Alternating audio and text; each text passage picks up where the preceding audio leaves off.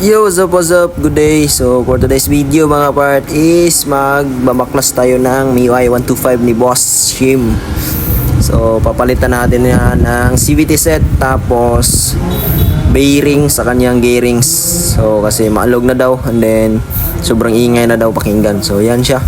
Una baklas yan syempre yung panggilid ni Bossing kasi hindi natin matanggal yung takip sa kanyang gearings niya kapag hindi natin inunang tanggalin yun.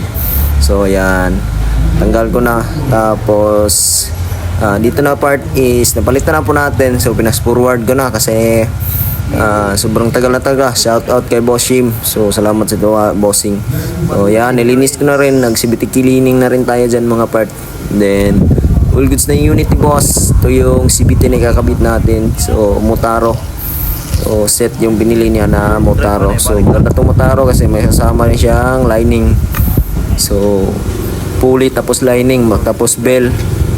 So maganda siya kasi marami na siyang kasama sa kanyang package. Doon may flyball na rin siya.